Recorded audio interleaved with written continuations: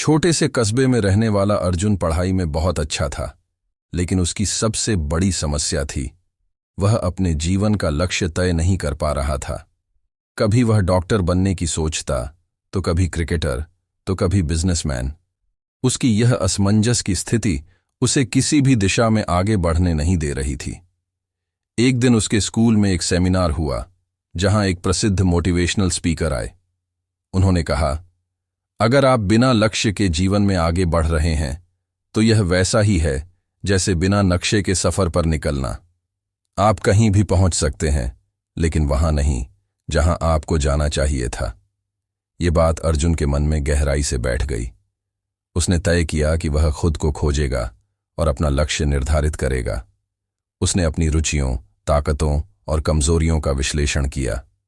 उसे सबसे ज्यादा खुशी गणित और विज्ञान में मिलती थी और उसे नई चीजें सीखने का बहुत शौक था।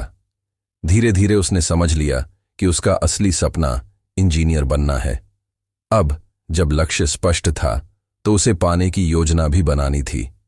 उसने अपने पढ़ाई के घंटे तय किए, सोशल मीडिया और बेकार के कामों से दूरी बनाई और रोज नियम से पढ़ाई करने लगा। कभी कभी उसे कठिनाइयां आतीं, लेकिन क्योंकि उसका लक्ष्य स्पष्ट था, उसने हार नहीं मानी। सालों की मेहनत के बाद अर्जुन ने एक प्रतिष्ठित इंजीनियरिंग कॉलेज में प्रवेश पा लिया। उसके माता पिता गर्व से भर गए और उसके दोस्त उसकी सफलता से प्रेरित हुए। इस कहानी से हमें यह सीखने को मिलता है कि जीवन में सफलता पाने के लिए सबसे पहले लक्ष्य निर्धारित करना जरूरी है। एक बार जब लक्ष्य तय हो जाता है तो उसे पाने की राह अपने आप बन जाती है।